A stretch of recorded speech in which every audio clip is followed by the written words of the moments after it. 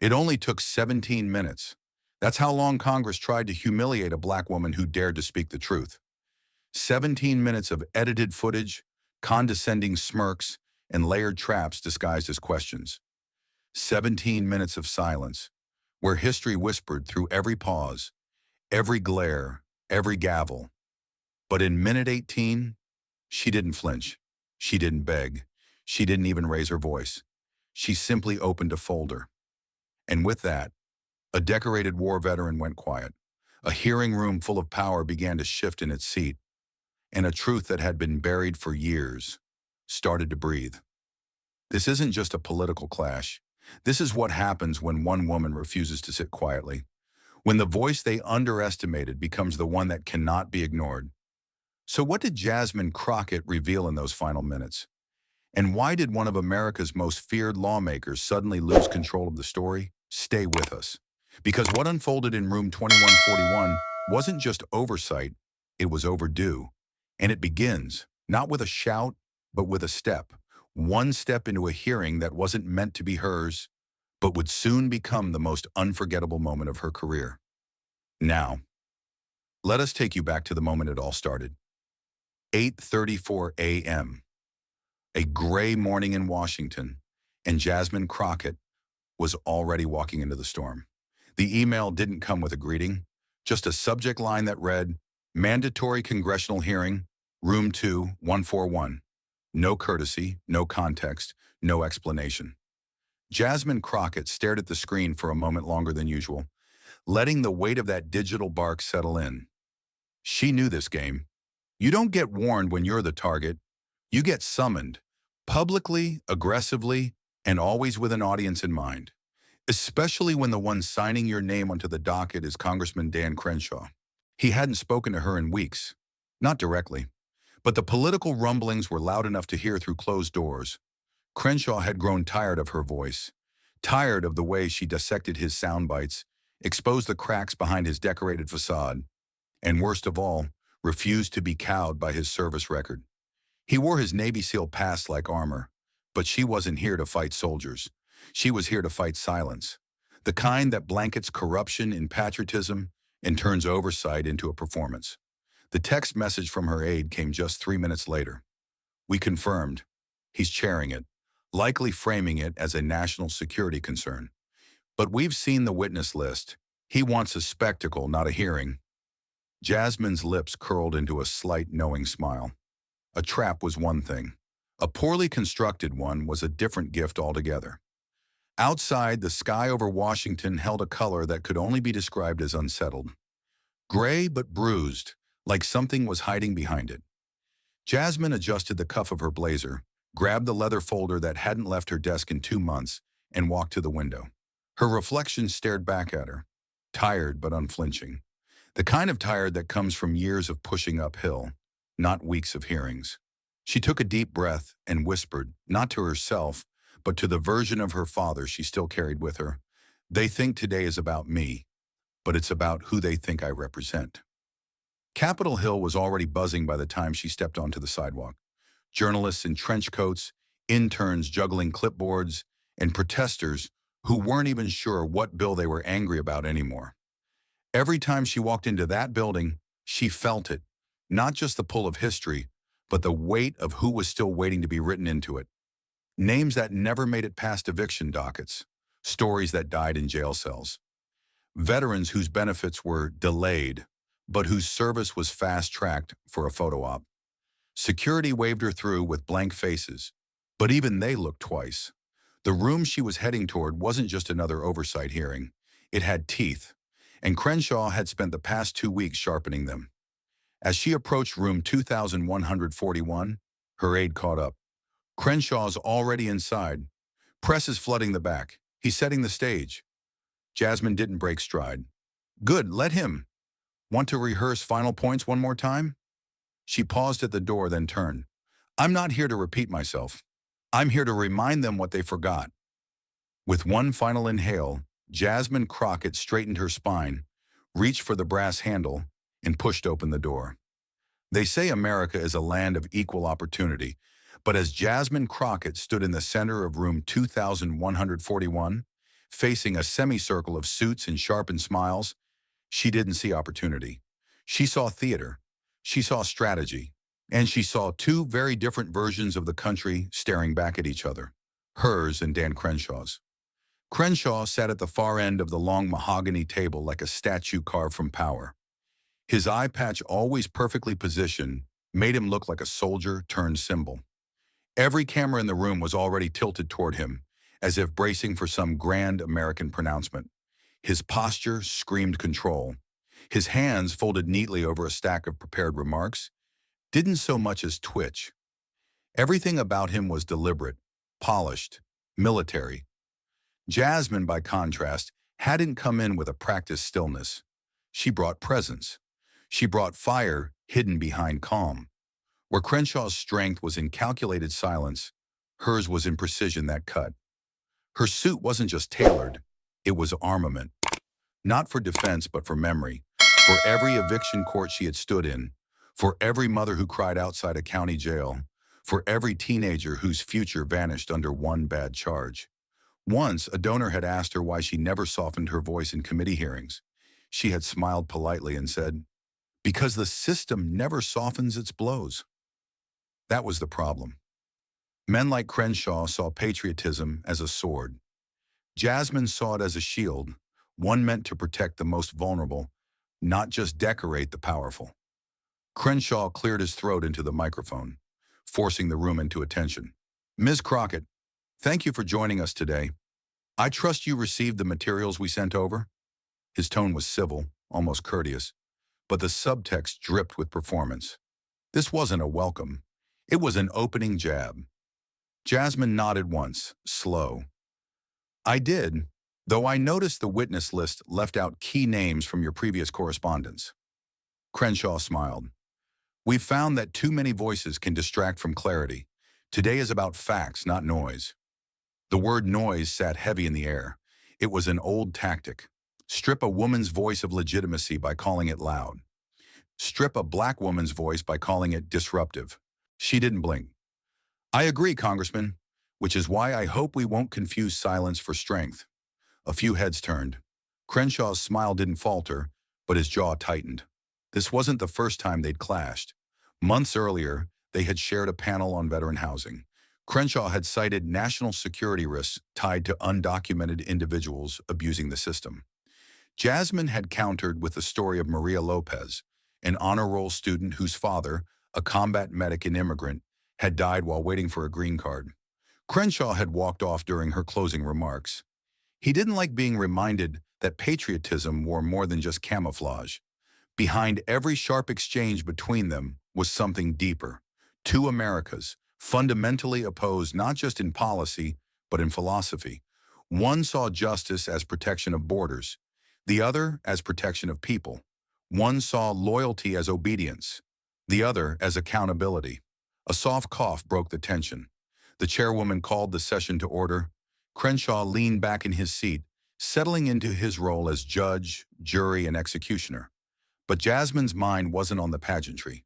It was on the folder in her hand, the one holding testimony no one in this room wanted aired.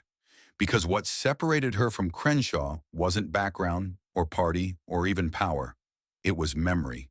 He had learned to serve and forget. She had learned to serve and never let the country forget. Crenshaw didn't waste time. The moment Jasmine closed her statement, he pounced. Not with rebuttal, but with spectacle. "Madam Chair," he said, "with your permission, I'd like to submit a brief video compilation into the record before Congresswoman Crockett continues. It's vital the committee has context." The chairwoman nodded, half out of reflex, half from routine deference to military men with confident tones. Crenshaw gestured, and within seconds the screen behind them flickered to life. It began innocently enough. Clips of Jasmine at various rallies, speaking to crowds, defending housing rights and civil liberties. But as the seconds ticked on, the footage became more curated, more sinister. Words clipped mid-sentence. Crowds chanting behind her. A moment from a tense protest in Houston, where police were lining up in riot gear, and Jasmine, her voice rising, not yelling but commanding space. In one cut, she said, "This government has failed black families over and over." In another, We should not be afraid to call injustice by its name, even when it wears a badge. Crenshaw paused the footage there. He didn't speak immediately. He just let the silence fill with assumption, with implication. Then finally he leaned forward. "Ms. Crockett," he began, his voice smooth, "do you believe elected officials should support law enforcement or tear it down?" The trap wasn't subtle. It wasn't meant to be. It was a performance designed not for truth, but for headlines, for sound bites that would echo through conservative media like sirens. Jasmine didn't answer right away. She didn't blink. Instead, she turned toward the screen and asked calmly, "Can you run that clip again, Congressman? But this time, don't cut the last 5 seconds." The room shifted. Crenshaw hesitated, then gestured again. The screen replayed the clip, but now the full context landed. "Yes," Jasmine had said, "we should not be afraid to call injustice by its name, even when it wears a badge. Because true justice doesn't fear accountability. It demands it." She turned back to him. "That's the part your team left out, right?" Crenshaw's expression didn't change, but his shoulders drew back ever so slightly. "I've marched with mothers who buried their sons. I've stood with veterans who were denied treatment until it was too late. And I've been in rooms like this one. Rooms where fear dresses itself up as order. Congressman, I don't fear law enforcement. I fear the misuse of power. There's a difference." There it was, the pivot. Controlled, measured, undeniable. Jasmine had taken the performance and turned it into an indictment. Not of the police, but of the way this chamber weaponized fear to maintain comfort. Crenshaw narrowed his eyes. "Are you suggesting this hearing is an act of intimidation?" Jasmine tilted her head slightly. "I'm saying this hearing doesn't frighten me, but it should frighten the people watching at home.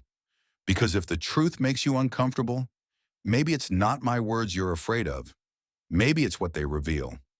Gas fluttered from the press box. A few pens stopped moving. For the first time since the hearing began, Crenshaw didn't have a prepared follow-up. He stared at Jasmine, and for just a flicker of a second, the confidence behind the eye patch cracked. Not broken, but tested.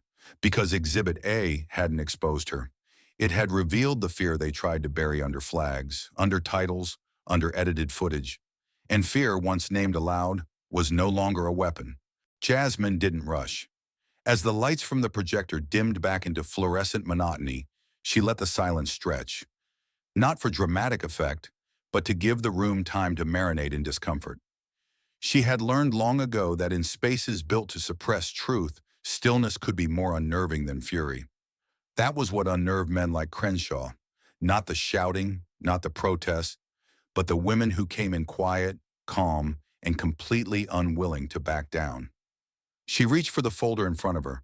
Not the one filled with legal notes or bullet-pointed statements, but a separate one, thin and worn at the edges. She laid it on the table, and for a moment rested her hand on its surface like she was grounding herself before a storm. In many ways, she was. "You said we're here for facts," she said, her voice soft but unwavering. "So let's go there together." She opened the folder and slid a single sheet across the table. Crenshaw didn't reach for it. One of his aides did, hands tense, lips pressed tight as if afraid of what the paper might contain. Jasmine continued. "This is a memorandum your office signed off on last October regarding veteran mental health programs in underserved districts. The funding reallocation you approved redirected over $2.8 million from outreach services to a private defense technology contractor in your donor network." Crenshaw sat upright but didn't interrupt. He was too experienced for that. He knew an outburst would give her exactly what she wanted. Instead, he opted for posture, rigid and statuesque. But Jasmine saw the shift. She always did. "I'm sure your office has an explanation," she said, glancing briefly toward the cameras lining the wall.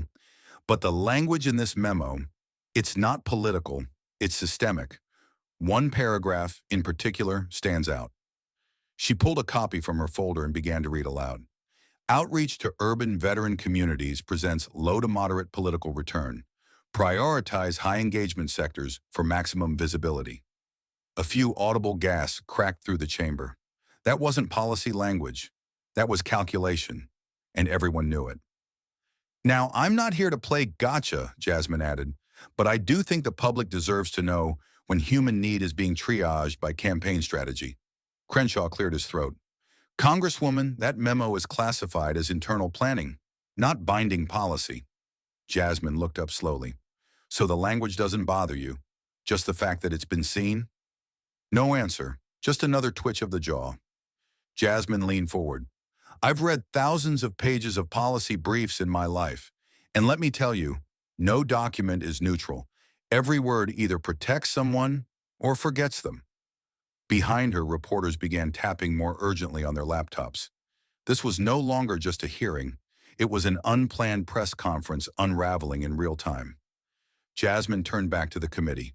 I want to be clear. I'm not here to question your service, Congressman. I'm questioning your memory. Because there are veterans in Dallas, Houston, Baltimore, East St. Louis, black and brown veterans, who still sleep on sidewalks with folded flags beside them. And if your policies forget them, while your donors prosper, then we've stopped calling that oversight. We've started calling it betrayal.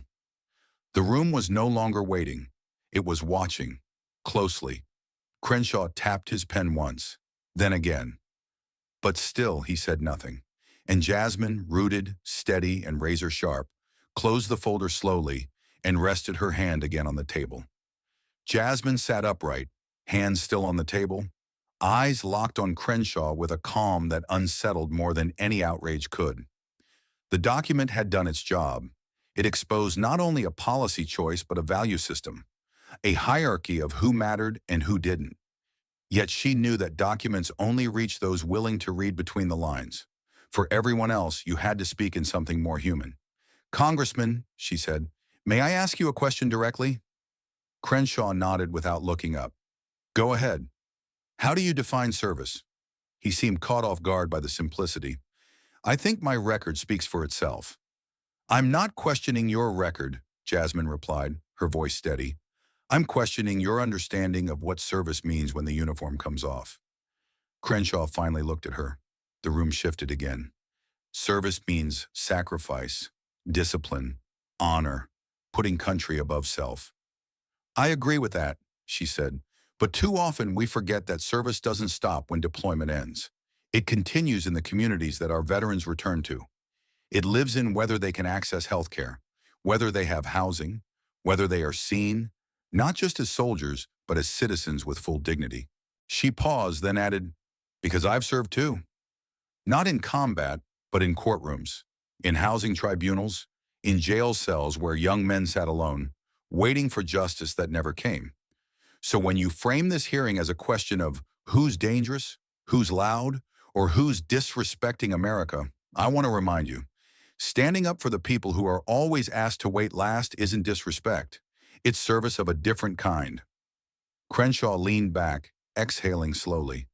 His voice came softer this time. With respect, Congresswoman, the work you describe is important, but it's not the same as risking your life under fire. Jasmine nodded once. And I would never claim that it is. But risking your life should never exempt anyone from accountability. And it shouldn't give you the power to silence others who are fighting for something just as critical. The right to be treated like they belong in the country they bled for. She reached into her folder again, this time pulling out a single printed email. This was sent to your office by the wife of Sergeant Malik Benton, a black veteran who served 2 tours in Afghanistan and came home to find his benefits delayed for over 18 months. He died of untreated PTSD-related complications before the paperwork ever got approved. His widow never received a reply from your office. A ripple moved through the room. Jasmine kept going. She didn't ask for money, she asked for help. She asked for her husband to be acknowledged. But his name wasn't in a high-engagement district, so the system let him die quietly. That's the version of service I'm talking about. The part where we say we honor them, then forget them. Crenshaw said nothing. His aides shifted beside him, uncomfortable but silent. Jasmine let the quiet linger for just a second longer. Then she added, you and I may wear different badges of service, but if we're standing in these chairs, we have the same duty, to carry the voices of those who no longer can. Anything less is not patriotism, it's performance. The chairwoman looked toward the panel. We will take a short recess before proceeding with the next round of statements. Jasmine gathered her papers, stood, and exited the room without a backward glance. The recess lasted 12 minutes. 12 minutes of whispers in corridors, of camera crews reloading batteries, of staffers scrambling to revise memos that were already out of date. Jasmine didn't spend it in the hallway or the press corner. She stood alone just outside the committee chamber, her back against the marble pillar, reading over a single printed email with a red stamp across the top. Unresponded. When the hearing resumed, the energy had shifted. Crenshaw returned to his seat looking composed, but not untouched. Something about his stillness now read more like restraint than confidence. The chairwoman called the session back to order, and Jasmine was invited to continue her remarks. She didn't waste time. Before the break, I spoke about the human cost of selective governance. Now, I'd like to share an example that isn't abstract or historic. It's from last month. She held up the printed email and handed it to a clerk, who distributed copies across the panel. Crenshaw glanced at it, then immediately turned it face down on the table. Jasmine noticed. This email was sent from a VA liaison in Texas's 2nd District, your district, Congressman, regarding a cluster of suicide attempts among veterans experiencing benefit delays due to a funding reroute. She paused just long enough to let the words sink in. Not only was this flagged to your office directly, but follow-up requests were sent on 3 separate occasions, all marked urgent, all unanswered. Crenshaw leaned into his mic. With respect, Congresswoman, my office receives hundreds of communications weekly. We prioritize based on verifiable impact and regional coordination. Jasmine didn't blink. I understand that, which is why I checked. This particular message came from a federal liaison. It bypassed general inquiry. It was marked for legislative priority, and it sat unopened for 3 weeks. She gestured to the panel. I have the metadata to confirm receipt, time-stamped the same day your office issued a press release celebrating a defense tech contract worth $18.5 million. A visible ripple passed through the chamber. Even those trying to remain neutral shifted uncomfortably in their chairs.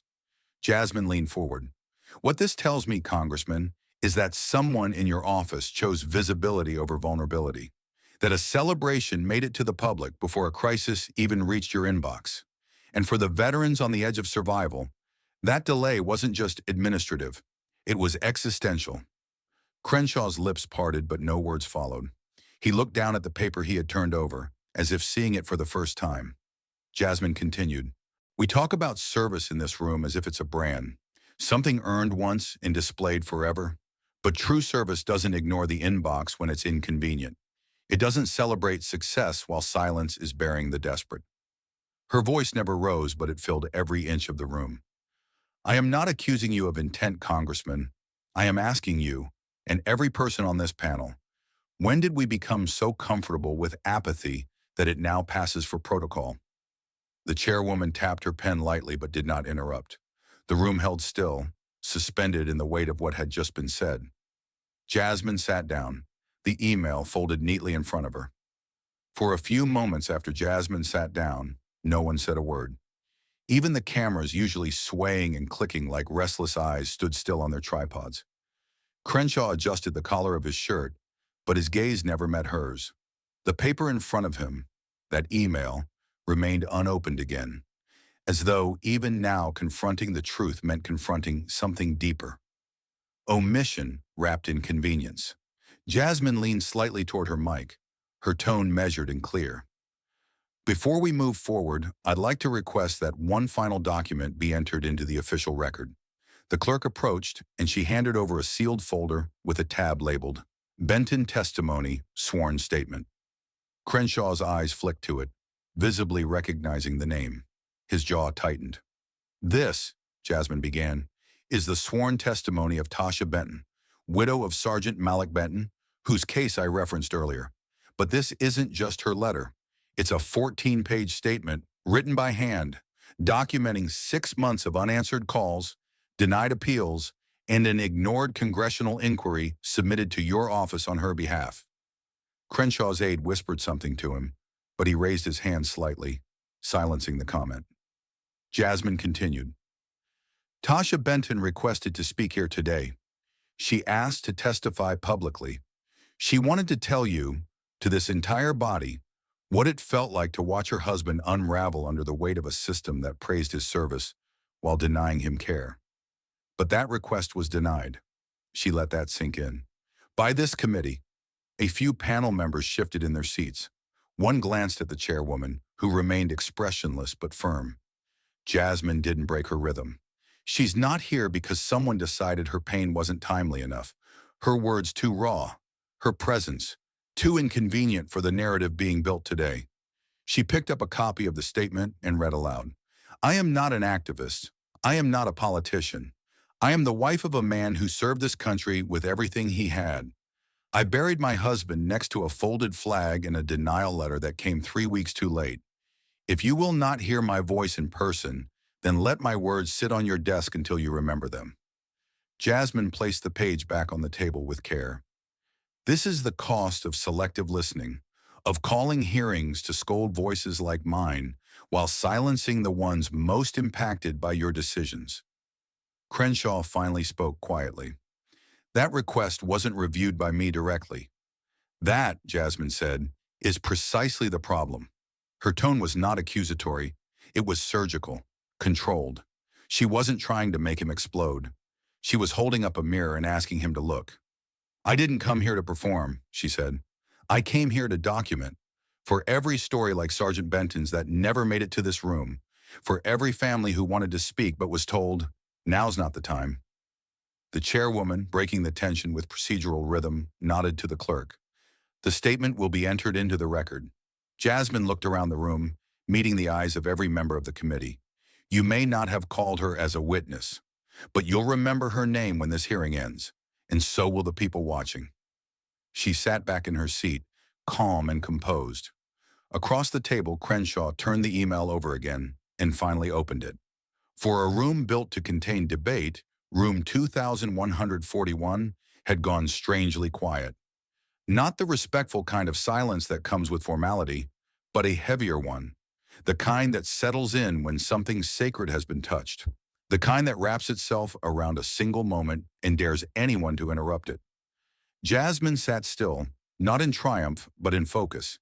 This wasn't about scoring points or watching Crenshaw squirm. This was about centering the people who had never been allowed into these halls, not with their pain, not with their names, and certainly not with their truth. Across the table, Crenshaw finally leaned in, but the force was gone from his posture. He looked not like a decorated officer preparing to strike, but like a man searching for footing in a room he thought he controlled. He tapped the edge of the open email with his index finger, slowly then looked up.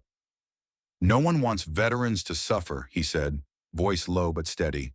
We can agree that the system has its faults. Jasmine didn't reply, not because she didn't have words, but because those words, faults, imperfections, glitches, were always used to soften deliberate choices. Choices that prioritize contracts over care, headlines over healing. And in that moment, letting the silence hang said more than any rebuttal could. The chairwoman cleared her throat, visibly attempting to bring the hearing back to procedural order. Congresswoman Crockett, do you have additional material to present? I do, Jasmine answered, reaching once more into her folder. This time she held up a page bearing a government stamp. This is an internal memo from the Department of Defense, dated 7 months ago. It outlines proposed reallocations of mental health resources from veteran facilities in what they call low-return zones, which coincidentally overlap almost entirely with majority Black and brown districts. The justification? She paused. Budget strain and engagement efficiency. She handed it off to the clerk. This memo was sent to 5 congressional offices for input before it was quietly shelved. One of those offices was yours, Congressman. Crenshaw took the copy and skimmed it. No protest, no deflection. Jasmine continued. I'm not here to accuse you of authoring these words, but you had the opportunity to reject them, to raise your voice, and you didn't. A beat passed, then another, and then someone in the gallery dropped their pen. A small sound, but it cracked through the tension like a fault line. People stirred. Reporters raised their phones. Crenshaw looked up at Jasmine, not with anger, but with something that resembled recognition. An acknowledgement, perhaps, that the power dynamics had shifted, that she hadn't raised her voice, hadn't even moved from her seat, but had methodically dismantled the illusion that these hearings were about order. They were about control. And today he didn't have it. The chairwoman looked to the timekeeper, then to Jasmine. "We will take a 10-minute recess before moving to questions from the panel." Jasmine nodded, gathered her documents, and stood. As she walked past Crenshaw's seat, she didn't gloat, didn't glance, didn't flinch. She simply left the memo on the table beside him. No need to argue over what had already been said. The facts were there, and now so was the silence. When the hearing resumed, the atmosphere had changed. Not drastically, not with drama, but with that subtle current you only notice when a room has been tilted just slightly off-center. Crenshaw had returned before Jasmine, seated alone for a few minutes under the harsh ceiling lights, reviewing papers he no longer needed to read. His jaw was locked. One finger tapped the table, slow and rhythmic, not with impatience, but with agitation. The projection of command he'd carried into the hearing, back straight, voice firm, presence unshakable, was cracking, not with collapse, but with the pressure of being truly challenged in a space where he wasn't used to being cornered. Jasmine re-entered with the same quiet composure that had unsettled the chamber since the first moment she spoke. She took her seat without ceremony, flipped open her folder again, and waited. The chairwoman gave the signal. The floor was open for panel questions, but it was Crenshaw who leaned in first, bypassing protocol as if to reclaim the ground he had lost. "You seem to be suggesting," he said slowly, "that I or my office intentionally disregarded veteran needs based on racial or political demographics. That's a serious implication." Jasmine looked up unhurried. "What I'm suggesting," she said, "is that when patterns of neglect follow predictable lines, race, income, zip code, it ceases to be just bureaucracy. It becomes design." The sentence landed clean. No escalation, no accusation shouted across the aisle. Just a simple, irrefutable logic. Crenshaw's face shifted, not in theatrical outrage, but in that barely perceptible clench of someone realizing the chessboard was no longer his. His mouth opened, then closed. His eyes didn't drift. They held on her, studying, searching, almost human for a moment. Not the debater, not the veteran, not the congressman, but the man behind all that. And on that face was something Jasmine had seen in countless courtrooms before. Disbelief. Not in the facts, but in the fact that someone like her had brought them. He tried to recover. "I've worked for years to secure funding for veteran services.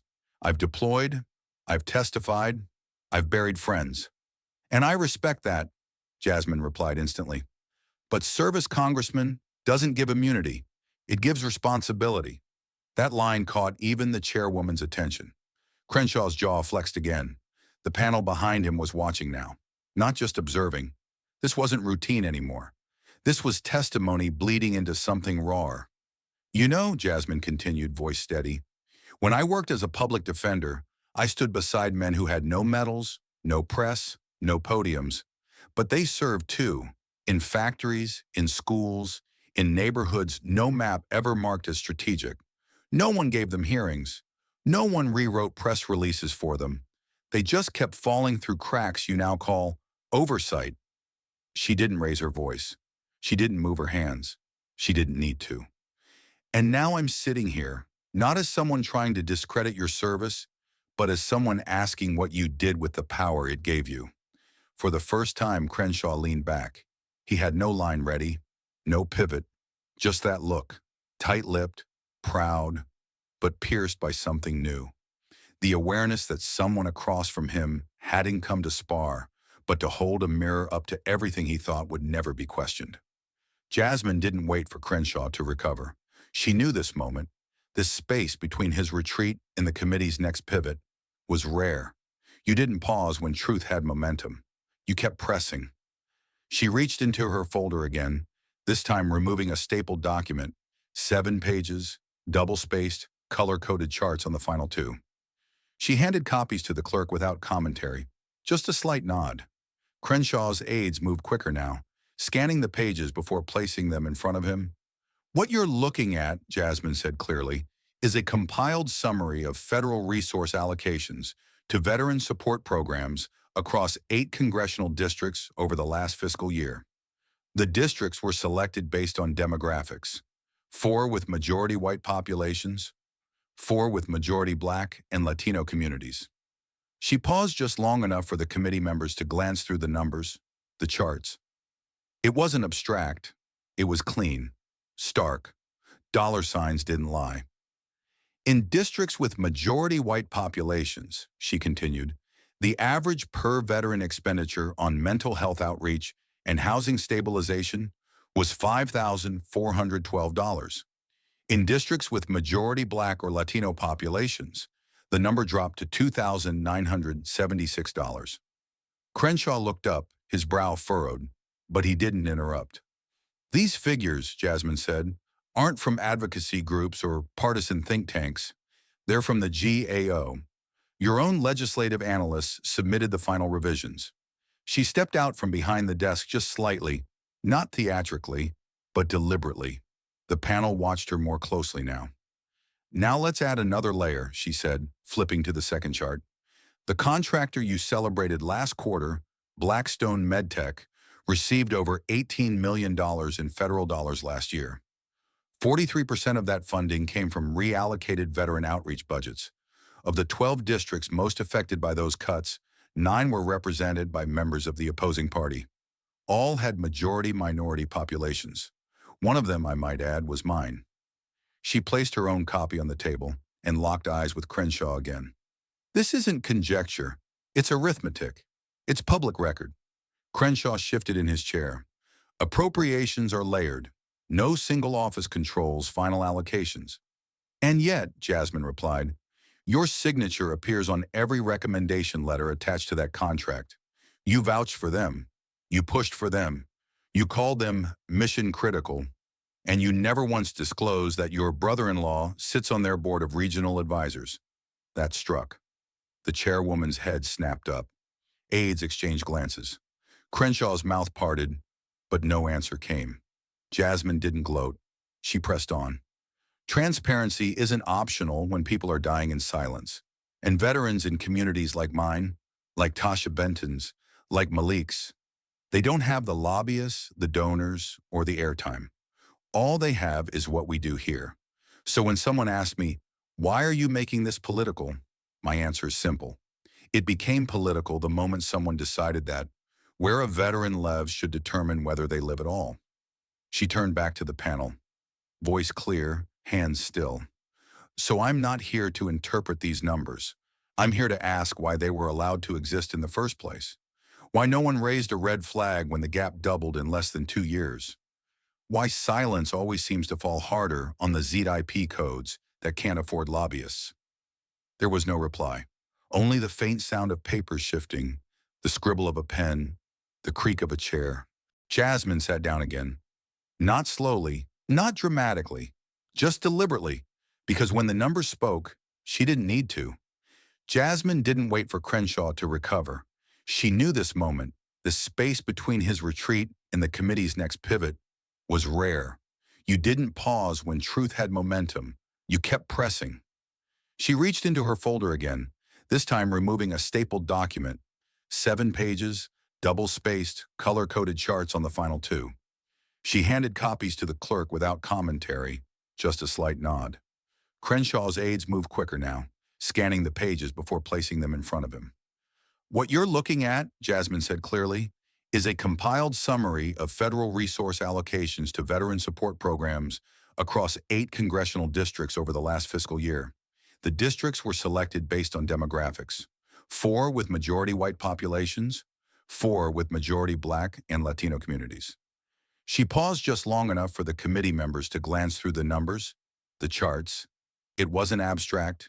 It was clean, stark. Dollar signs didn't lie. In districts with majority white populations, she continued, the average per veteran expenditure on mental health outreach and housing stabilization was $5,412.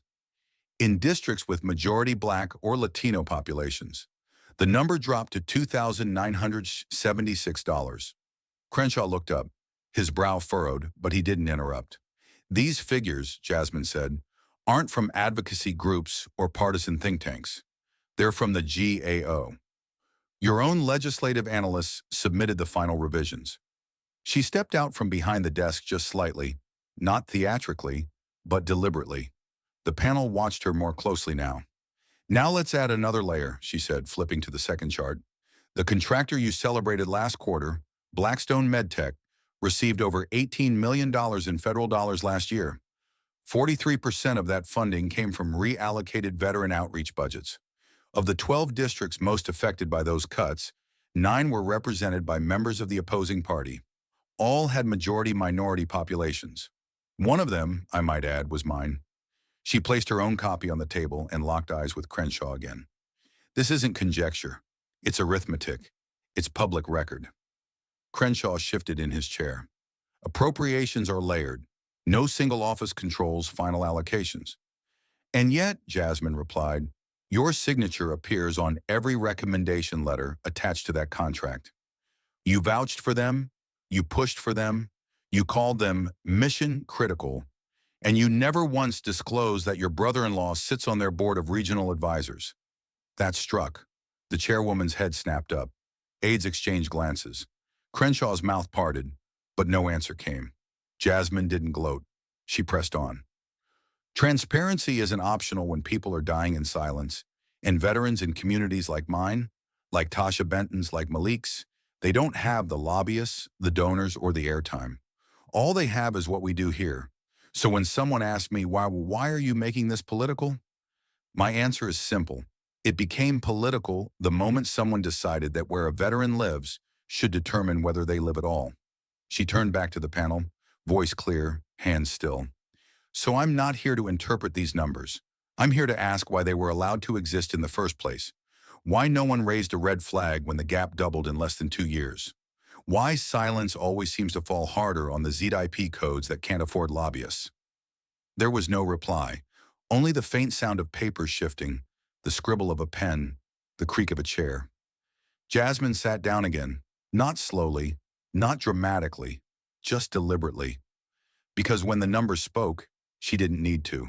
For a man who had built his entire political identity on certainty, Dan Crenshaw suddenly looked unsure. The papers in front of him were no longer props for performance. They were proof, and worse, they were organized. Jasmine hadn't just delivered a case, she had dismantled a structure, brick by brick, with nothing more than data, testimony, and composure. The committee chamber, once a theater for rhetoric and rehearsed outrage, had shifted into something quieter. It now felt like a place where truth might actually be expected to speak. Crenshaw adjusted his microphone, cleared his throat, and leaned in. With all due respect to my colleague, he began, you're pointing to funding discrepancies that reflect broader federal patterns, not the decisions of any one office. These programs span multiple departments. The implication that my signature on a support letter amounts to complicity in systemic bias is misleading. Jasmine waited, not out of hesitation, but because she knew how to let someone finish digging their own hole before responding. She let him finish the entire paragraph. 3 more sentences of deflection, citations of budgetary complexity, references to legislative bottlenecks. When he finally leaned back, satisfied that he had reasserted some kind of control, Jasmine leaned forward. Congressman, you said something just now that I think deserves repeating. You said these inequities reflect broader federal patterns. I agree, but let me ask you this. If you're aware that the pattern exists and you do nothing to interrupt it, how are you not part of it? Crenshaw said nothing. Jasmine continued. You don't have to design the system to be responsible for what it does in your name. If a policy you support disproportionately harms people of color, and you defend it rather than fix it, the math doesn't care about your intention. The impact is still the same. She picked up the funding chart again, held it up, and added, this isn't an opinion. This isn't a partisan spin. This is arithmetic. And arithmetic doesn't flinch when confronted. It doesn't pivot. It doesn't stall for time. It simply tells you where the money went and who got left behind. Someone on the panel coughed quietly. A reporter in the back whispered into a recorder. Crenshaw tried to recompose his expression, but the tension around his mouth betrayed him. "I've worked across the aisle," he said, more defensive now. "I've co-sponsored bills with your party. I've spoken out against bad actors on both sides. I care about all veterans." "And I don't doubt that," Jasmine said evenly. "But care isn't measured by statements. It's measured by outcomes. And right now, the outcomes are telling a story your rhetoric can't cover." She let the room hold that thought, just long enough for everyone to see it couldn't be unspoken. "When even the facts betray you," she added quietly, "that's when character begins. That's when we stop performing patriotism and start practicing accountability." Crenshaw looked down at the page again, the signature in blue ink, his own name beside words he could no longer distance himself from. The chairwoman glanced at the clock. "We'll pause here and reconvene in 15 minutes. Jasmine nodded, closed her folder, and leaned back in her chair. She hadn't come to argue feelings. She'd come to audit the truth. And this time the numbers were on her side. 15 minutes later, when the committee reconvened, the room had lost its polish. The lights still hummed overhead, the cameras still blinked red, but the people inside were different, less poised, more alert. Jasmine noticed the shift before she even re-entered. Staffers spoke in low tones. One aide was furiously typing something under the table. Whatever silence she had carved into the morning was no longer just tension. It had turned into something heavier, anticipation. Something was coming, and she knew exactly what it was. She returned to her seat without speaking. The chairwoman nodded but didn't reintroduce the hearing. It was Crenshaw who cleared his throat, visibly trying to reset the tone. "We've had a productive morning," he began, folding his hands neatly. "I think we've heard a lot of passion today, but let's not let that passion obscure the need for objectivity." Jasmine didn't respond. She reached into her folder once more, pulled out a slim USB drive, and slid it across the table to the clerk. "With your permission," she said, "I'd like to enter one final exhibit into the record. A recording made during a recent press event involving Congressman Crenshaw, captured by an accredited member of the press. Public domain." The chairwoman glanced toward her legal counsel, received a nod, and gave the go-ahead. Within seconds, the projector screen came alive again. This time, no graphics, just a simple black background with a timestamp in white font. And then, audio. At first, nothing. Just chatter, background noise, the clatter of cameras and polite greetings. Then a voice, clear, unmistakable, and laced with anger. "I swear if I ever see him again, I'll kill him. He's a traitor to everything we bled for." There was no need to guess who was speaking. The voice was Dan Crenshaw's, and the silence in room 2141 was instant. The recording continued, catching the nervous laugh of someone nearby, then Crenshaw again. "I don't care if he hides behind his media team or the First Amendment. One day someone's going to make him answer for it." Jasmine didn't move. She didn't blink. The clip ended abruptly, no commentary, no spin, just raw emotion that had been whispered behind the curtain, now dragged into the light. The chairwoman leaned in. "Congressman Crenshaw, do you wish to respond?" Crenshaw looked visibly rattled, but held his tone. "That was recorded without my knowledge. It was a private moment, taken out of context." Jasmine finally spoke. "That wasn't a private home. It was a press line, 30 minutes before you went on national television. And the person you were referring to was a journalist, one who questioned your votes on military contracts." Crenshaw looked down, then said quietly, "It was a mistake." "Words matter," Jasmine said, "especially from those who wear the title leader. You've spent all morning questioning my tone, my statements, my patriotism. But the only person in this room caught threatening another American is you." The room was frozen, not because someone had shouted, but because someone had been heard. Jasmine leaned back, her voice low but direct. "You say I'm dangerous because I speak too loudly, but the real danger is what people say when they think no one's listening." No one replied, and for once, not even Crenshaw had anything left to say. The clip still echoed in the room long after the sound stopped. No one moved to speak. Even the aides who normally leaned forward to whisper strategy or fetch talking points remained still, their hands hovering uncertainly above legal pads and phones. Crenshaw stared straight ahead, no longer trying to reclaim the narrative. Whatever control he thought he had was now slipping between his fingers, quietly and publicly. Jasmine let the silence settle. She didn't rush to fill it. She knew that in hearings like this, the most devastating blows didn't need volume. They needed timing. And this next piece wasn't about anger.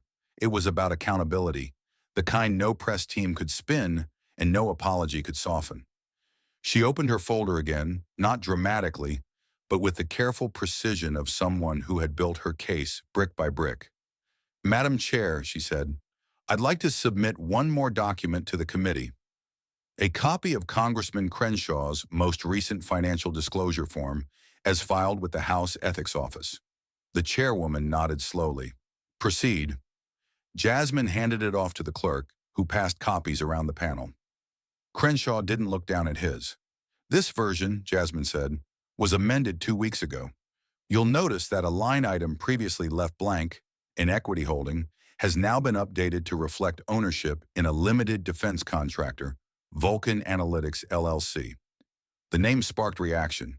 One member of the panel raised their eyebrows. Another began flipping pages, hunting for the footnotes. Jasmine continued, tone steady and fact-based. "Vulcan Analytics is a small but rapidly growing data surveillance firm. They received a no-bid contract from the Department of Defense last quarter worth $12.3 million. That contract was signed 3 days after a closed-door subcommittee meeting on emerging threats, where Congressman Crenshaw was present." Crenshaw exhaled sharply through his nose, finally breaking his silence. "I disclosed everything required under the rules." "I'm not accusing you of illegality," Jasmine replied. "I'm pointing to omission, because until 2 weeks ago, that equity holding wasn't listed. And while it may meet the letter of the rule, it violates the spirit of transparency every elected official should uphold, especially when those contracts affect national policy." The chairwoman leaned forward. "Congressman, do you have a response?" Crenshaw's voice was low. "I filed the amendment as soon as the asset crossed the reporting threshold." "And what about the timing?" Jasmine asked, not as a prosecutor, but as a colleague who refused to let the question vanish into silence. "Were you aware of the contract's approval when you purchased that stake?" Crenshaw didn't answer. Jasmine placed both hands on the table. "This hearing started as a critique of my words, my tone, my presence, my so-called volatility. But what I see here today is a man who questioned the patriotism of others while forgetting to declare financial ties to a company that profits off surveillance contracts issued without public oversight." She turned to the panel, calm and unwavering.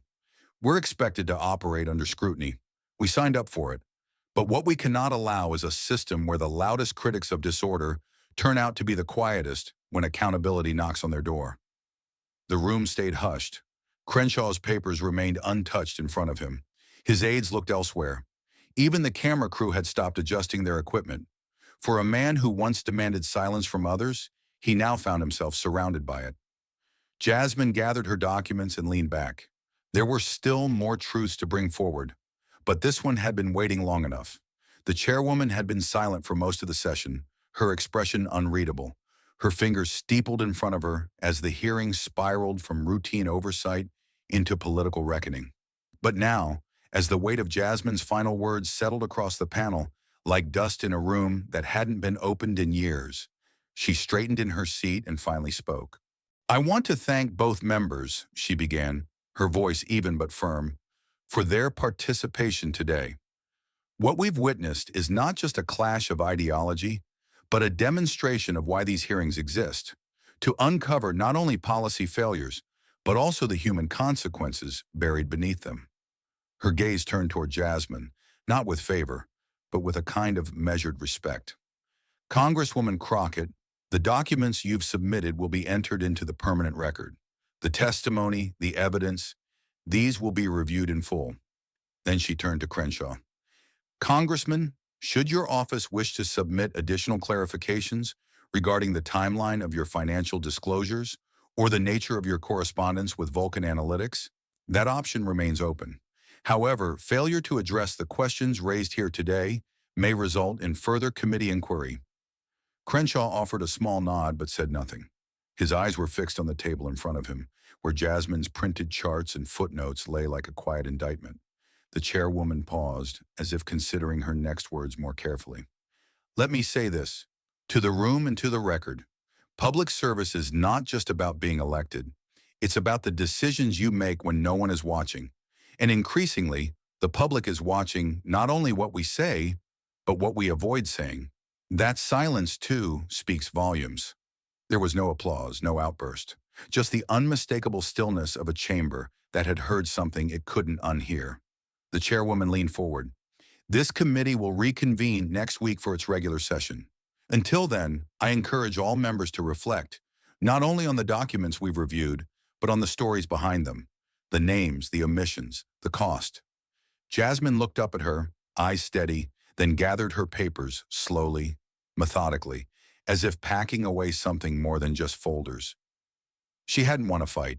She had simply told the truth in a room designed to outlast it. And today the truth had stayed standing. Crenshaw remained seated, unmoving, the expression on his face unreadable. Whether it was regret or strategy, shame or recalibration, only he knew.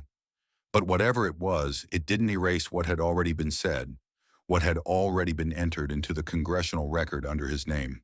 The gavel came down, sharp, definitive.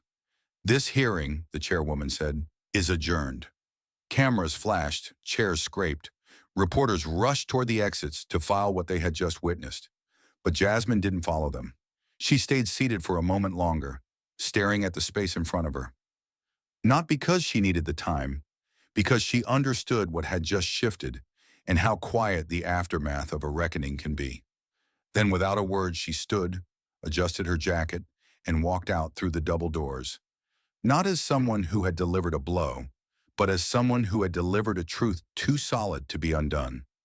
Long before the polished hearings, the sharp blazers, and the firm voice echoing through the halls of Congress, Jasmine Crockett sat in a folding metal chair inside a rundown municipal courtroom in South Dallas.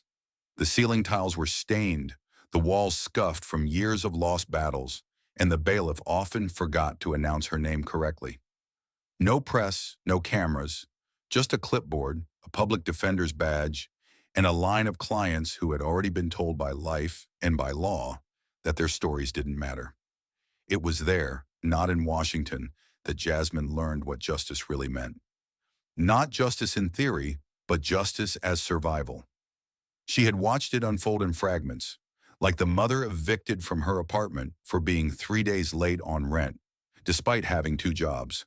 Like the teenager arrested for trespassing at a public park 2 blocks from his own house. Like the veteran who'd served 2 tours overseas only to return home and get denied treatment for PTSD because his paperwork had a typo in the birth date field. These were the people who taught her what policy looked like at ground level. Indifferent, procedural, and devastating. She remembered one case clearly. A man named Leonard Banks, 47, diabetic, disabled, and 3 weeks from homelessness. He had served in the Gulf War, came back with a discharge and a limp that never quite healed. His benefits were delayed due to documentation gaps, and he ended up in court not because he broke the law, but because the system forgot him long enough for the landlord to get impatient. Jasmine fought to stall the eviction, to buy him 2 more weeks. She brought medical files, military records, even a sworn letter from his former commanding officer. But the judge skimmed the paperwork, sighed, and said, "We have to stick to procedure, counselor." That phrase stayed with her, not just that day, but every day after, because sticking to procedure was exactly how injustice kept its hands clean. Years later, when she finally stood on the floor of Congress, watching men quote law while sidestepping responsibility, she thought of Leonard, of how quiet his suffering had been, of how easily it had been dismissed as unfortunate rather than unacceptable, of how many lawmakers used supporting veterans as campaign slogans while supporting nothing when the cameras weren't rolling. She didn't talk about those stories often, not in speeches, not in campaign ads, not even in the hearing rooms where performance passed for passion, but they lived in her cadence, in her restraint, in the way she never reached for rage when facts were louder. Every folder she carried, every line she cited, every truth she made audible in rooms like Room 2141, those weren't just documents. They were names, real ones, forgotten ones. People assumed she rose through politics because of some strategic ambition, that she was calculated, polished, made for the spotlight. But the truth was, Jasmine never chased the light. She chased the noise of silence in forgotten courtrooms, the silence of hearings where no one expected her to speak back. Before she was a congresswoman, she was a witness, and she carried those memories like armor, not to protect herself, but to protect the people who still had no seat at the table. It was during one of her late-night calls home, back when she was still juggling eviction hearings by day and campaign calls by night, that Jasmine's father asked the question she never forgot. His voice, always warm but edged with worry, crackled softly through the speakerphone. "Why do you keep going where you're not wanted, baby?" She had just come out of a courthouse where her client had been sentenced for a crime she believed he didn't commit. Another black teenager processed through a justice system that never asked why. She was tired. Her heels hurt. Her inbox was full of rejections from local donors who said she was too direct or not the right fit for the district. And now even her father, the man who had taught her to speak up in a world that constantly asked her to shrink, was asking her that question. She didn't answer right away. Instead, she listened to the hum of the line, to the sound of a man who had spent 3 decades working in a shipping yard so his daughter could stand where he never got to. He hadn't meant the question to doubt her. He meant it to protect her from exhaustion, from ridicule, from a world where speaking truth was too often punished. But Jasmine couldn't walk away from it. Not then. Not ever. "Because that's where the truth hides, Daddy," she had said. "In the rooms that were never built for us. That's where I'm supposed to be." There had been a long pause, and then a sigh, heavy and proud all at once. "You get that from your mama," he said. "Stubborn as a mule, righteous as Sunday morning." Now, years later, standing in the halls of the Capitol with headlines swirling and clips of her hearing going viral across networks, Jasmine still heard his voice sometimes, especially in the moments right before she had to speak. She didn't carry prepared lines like others did. She carried questions, the kind that forced people to look past their comfort and into their complicity. Her father had once been denied a job promotion because his boss said customers wouldn't respond well to someone like him managing a storefront. Her mother had watched a friend die during childbirth because a nurse assumed the pain was being exaggerated. Jasmine had grown up in a house where racism wasn't an abstract concept. It was a daily calculation: when to speak, when to stay quiet, when to push back, when to survive. So when colleagues told her to soften her tone in hearings, to pick her battles, to be less provocative, she thought of that question: why go where you're not wanted? And every time her answer was the same: because that's exactly where justice is needed most. She hadn't planned to bring up her father during the hearing with Crenshaw, but when she saw the look on his face, the disbelief that someone like her could match him, challenge him, expose him without theatrics, it reminded her of how far she'd come, of how many rooms had once closed the door before she even reached the threshold, and of how many doors she now had the power to open for others. She walked those halls for every man like her father who had learned to bite his tongue, for every woman like her mother who'd learned to translate pain into silence, for every child in a courtroom who didn't know how to explain to a judge why their world was collapsing over $312 of unpaid rent. Jasmine Crockett didn't seek conflict. She answered it. And sometimes the bravest thing a daughter could do was walk straight into the rooms her parents were told to avoid. There was a room just off the rotunda, small, tucked behind a row of double doors most tourists never noticed. No velvet ropes, no fanfare. Just a brass plate on the wall that read, "The Legacy Room." Jasmine discovered it by accident during her first week on the Hill, following the wrong corridor while searching for a subcommittee briefing. What she found instead stopped her cold. The room was lined with portraits, not the grand oil paintings that lined the Capitol's ceremonial halls, but quiet, dignified photographs. Shirley Chisholm, eyes sharp beneath her signature glasses. Barbara Jordan, mid-sentence behind a wooden podium. John Lewis, young and defiant, arms linked with those who had marched beside him into fire. It was a room that didn't demand reverence, it earned it. Jasmine had come back to that room often, but never more so than today. After the hearing, after the headlines began to form, and her staff started fielding media requests, she slipped away without an entourage. The moment didn't call for a microphone, it called for memory. She stood there now alone, letting her eyes scan the faces on the walls. They weren't perfect people. They had lost elections, made enemies, been underestimated, ridiculed, and pushed to the margins. But they had also changed the direction of this country, not through spectacle, but through sheer persistence. And as she looked at them, she saw not just history, but responsibility. This, Jasmine thought, is the room Crenshaw would never understand. To him, legacy was something earned in battle, sealed with medals and reinforced by power. To her, legacy was quieter. It was the mother who still carried eviction notices folded in her purse, just in case the next landlord didn't believe her. It was the student who asked her, trembling, if they could ever be safe in a school where their name was always mispronounced. It was Sergeant Benton's widow who wrote her a thank you letter not for winning, but for remembering her husband's name out loud. Jasmine stepped closer to the photo of Barbara Jordan, who had once stood before Congress with a voice that vibrated across generations. Below the frame, a quote had been etched into the wall. What the people want is simple. They want an America as good as its promise. She traced the words with her eyes, the weight of them landing heavier now than ever before. After everything that had unfolded in room 2141, the documents, the confrontation, the truth left bare, this was the reminder she needed, that she hadn't stood alone, that she never had. They called her angry. They called her ungrateful.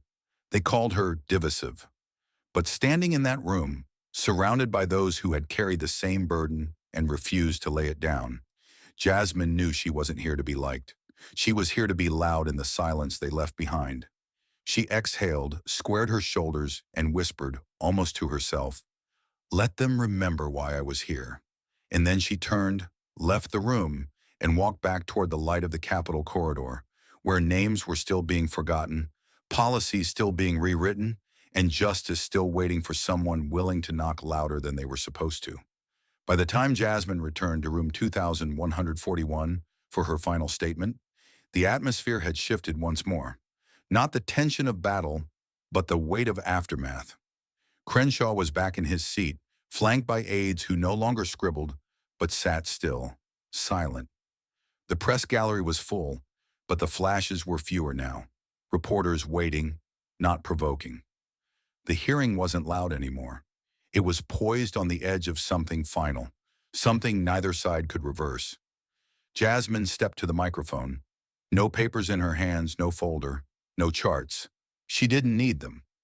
She took a breath and looked around the room, not just at the members of the committee, but at the aides, the interns, the staffers in the corners, at the faces of people who'd seen power perform day after day and had maybe forgotten what truth sounded like when it didn't ask permission to speak. "There are two Americas sitting in this room today," she began, her voice low, firm. "One that is protected and one that is policed, one that is heard before it speaks, and one that must prove its right to speak at all." She let the words sit, unhurried. "We've spent hours talking about order, decorum, tone. But decorum didn't help Sergeant Benton. Order didn't feed the child who went hungry waiting for delayed housing assistance. And tone never once stopped a flag-draped coffin from arriving 3 weeks too late to a broken home." Her voice didn't waver. "What we've been asked to do here isn't oversight. It's theater. And for too long, people like me, people from districts like mine, have been cast only as the disruption to someone else's order." She glanced briefly at Crenshaw. He didn't move. "But I didn't come here to apologize for existing loudly. I came to ask, whose silence are we protecting when we attack the voices that dare to speak out?" Jasmine shifted her weight slightly, grounding herself. "I want to be clear. This is not a personal grievance. This is a national one. Because when service becomes something you only recognize in uniforms, when patriotism becomes a brand instead of a duty, and when power only listens to its own echo, We have stopped serving the people and started serving ourselves. She paused and swept her gaze across the dais. And to those who've asked me why I bring these truths to the floor, why I confront what makes others uncomfortable, I offer this. I don't speak to divide. I speak so the people who've already been divided from justice can finally be acknowledged. There was no grand flourish, no raised voice, no mic drop, just a breath. And then, I wasn't called here to be celebrated. I was called here to be silenced. But what I leave behind is not just a record, it's a reminder that silence in the face of inequality is not neutrality. It's complicity. Jasmine nodded once to the chairwoman, then stepped back from the microphone. The hearing wasn't over, not officially, but in that moment, it was clear to everyone that something far more important had already been decided. Not just who had spoken the loudest, but who had spoken the truth. Dan Crenshaw didn't speak, not when Jasmine stepped away from the microphone, not when the chairwoman turned the floor over to him for final remarks, not even when one of his own aides leaned over and quietly whispered, "You need to respond." He simply sat there, spine rigid, gaze fixed somewhere that wasn't the committee room and wasn't the people inside it. The silence wasn't dignified. It wasn't strategic. It was the kind of silence that followed a realization too deep for quick rebuttal and too public for recovery. For hours, he had controlled the hearing with steady hands, military authority, and well-rehearsed sound bites.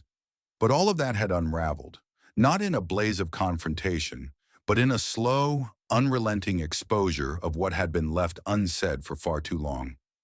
Jasmine hadn't attacked him. She had held up a mirror, and what he saw staring back wasn't a decorated veteran or a principled lawmaker. It was a man who had failed to listen, failed to see, failed to account for the weight of his silence when it mattered most. The chairwoman cleared her throat gently, giving him another chance. "Congressman Crenshaw, you may have the floor if you wish to offer any concluding remarks." Still nothing. Cameras zoomed in slightly, hoping to catch the tightening of his jaw, the flicker of thought behind his eyes. But there was no pivot, no rallying speech. He glanced at the stack of documents Jasmine had left behind, the testimony from Benton's widow, the charts, the amendment, the memo, and for a moment his fingers hovered above them like he might gather them up, might make sense of them, might try to reclaim some version of the narrative he had entered with. But he didn't, because deep down, even he knew, the story had shifted. This wasn't about his military service, his rank, or even his resume.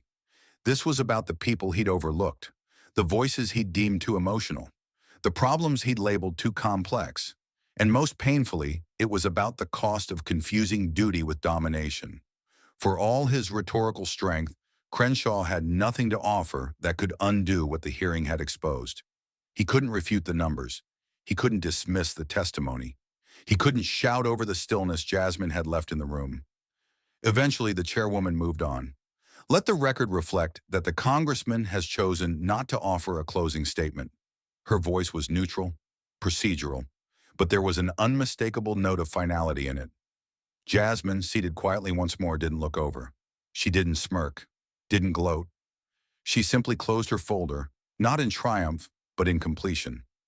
The silence that filled the room now belonged to her, not because she demanded it, but because she had earned it. And Crenshaw, the man who had summoned this hearing to reassert control, now found himself rendered voiceless in the very room he thought he owned. After a beat, the chairwoman banged the gavel once. "This session is adjourned." The room stirred with motion, chairs scraping, papers rustling, murmurs resuming. But Crenshaw remained seated, surrounded by sound yet enveloped in something far more telling. The silence of a man who, for the first time, had run out of words. And in that moment, the most powerful thing he could have said was nothing at all.